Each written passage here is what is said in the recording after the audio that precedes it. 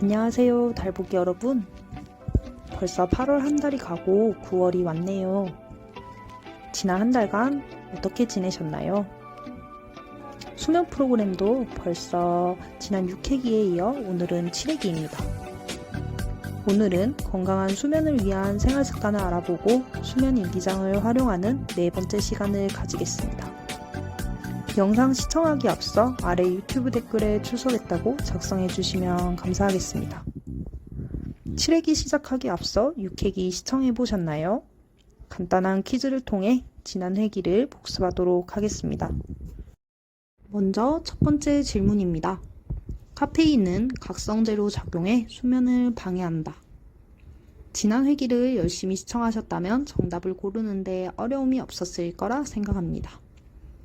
이번 첫 번째 질문은 좀 난이도가 쉬운 편입니다. 한번 정답을 알아볼까요? 다들 맞추셨나요? 정답은 O입니다. 이유를 알아보겠습니다. 카페인은 섭취하고 난 뒤 몇 시간 동안 체내에 남아 각성작용을 하므로 따라서 커피는 하루 한 잔 이내로 적게 마시고 마시게 된다면 오전에 마셔야 되기 때문입니다. 두 번째 질문입니다.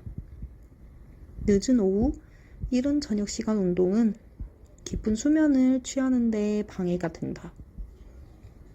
다들 정답을 고민할 시간을 가져보겠습니다.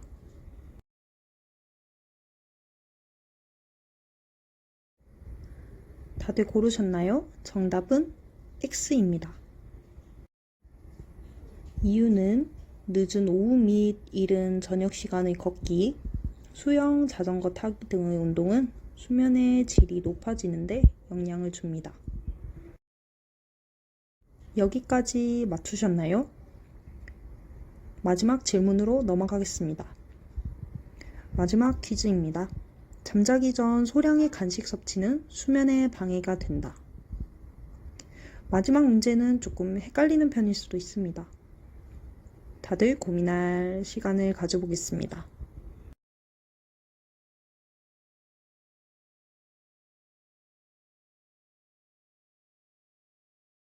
정답은 X입니다.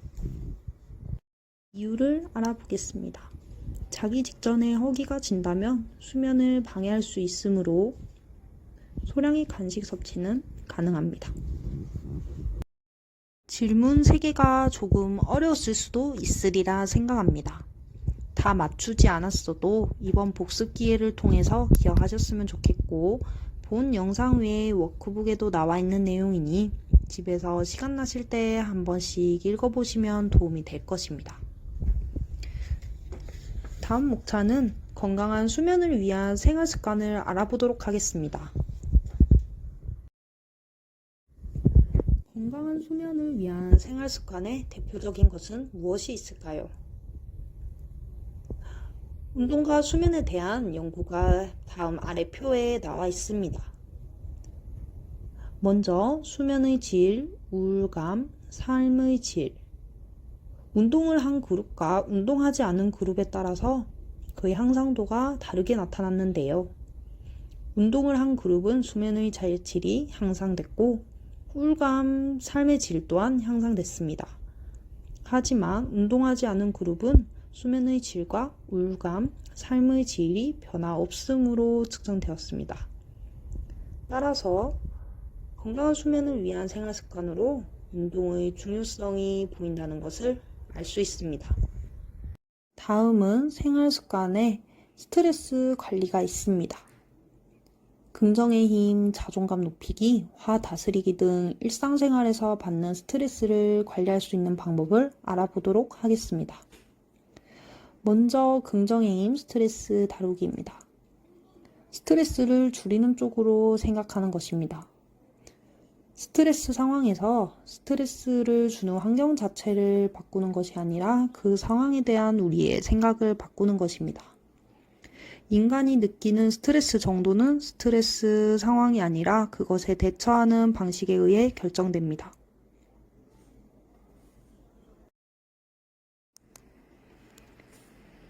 예를 들어 컵에 물이 반 정도 있을 때 누군가는 컵에 물이 반밖에 없네 라고 말하지만 또 누군가는 컵에 물이 반이나 차 있네 라고 말할 수 있는 것입니다.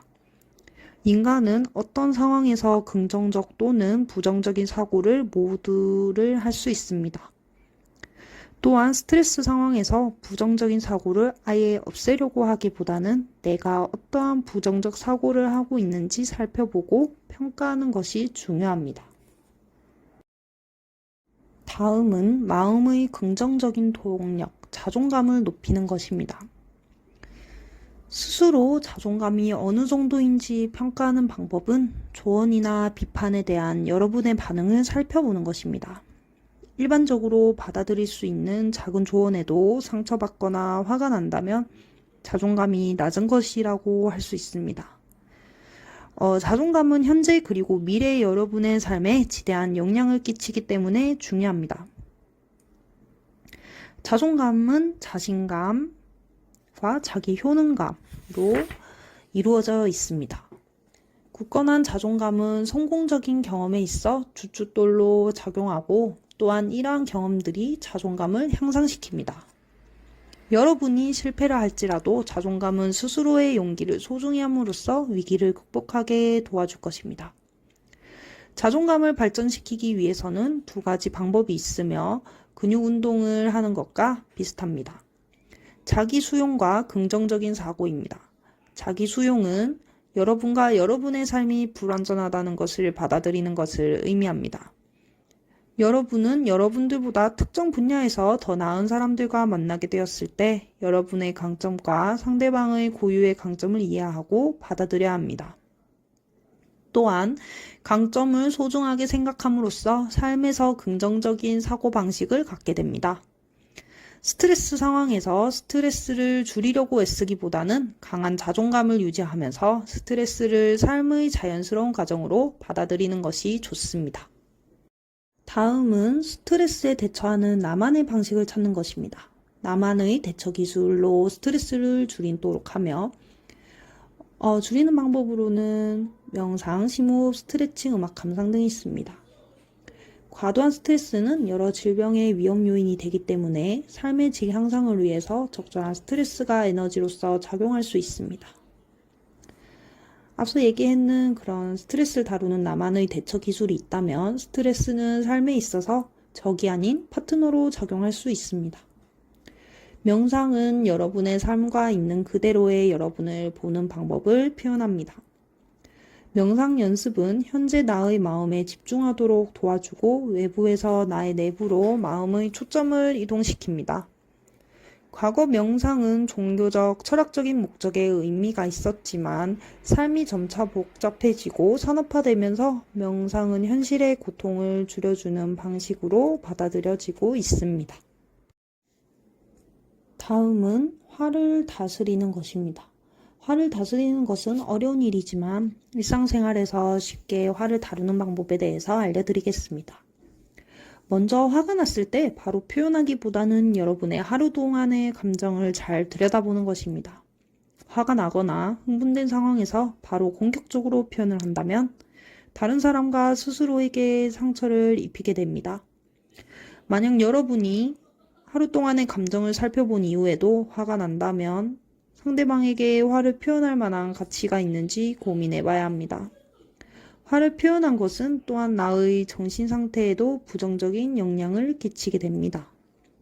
따라서 상대방에게 당신의 에너지를 쓰기에 그다지 가치가 크지 않다면 그 사람에 대해 생각을 하지 않거나 화를 다른 방향으로 돌리는 것이 좋습니다.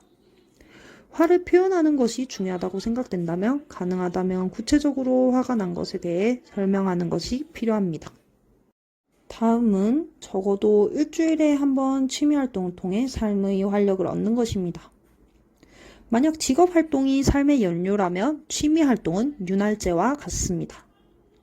차의 시동을 걸기 위해서 연료가 필요하지만 윤활제 없이는 차가 고장이 날 수도 있고 오랜 시간 운전을 하면 엔진이 뻑뻑해지기 때문에 윤활제가 중요합니다. 취미활동은 감정을 풍부하게 해주고 우울증을 예방해줍니다. 취미 레저 활동은 휴식, 즐거움, 만족과 같은 개인이 추구하는 삶에 따라 자유롭게 선택할 수 있는 신체적 또는 정서적인 정신적 활동을 의미합니다.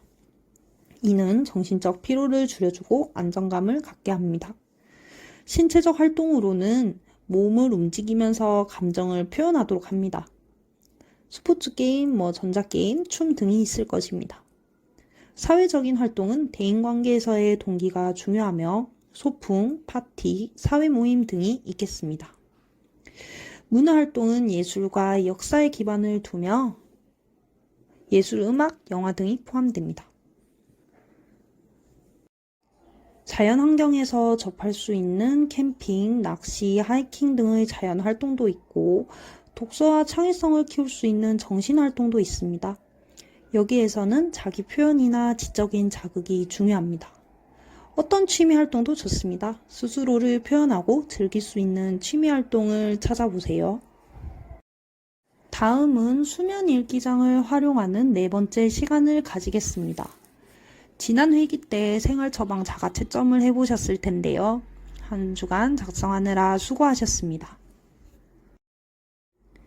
잠자리에서 누워서 가장 많이 하는 생각이나 걱정을 하루에 한 개씩 적어봅시다.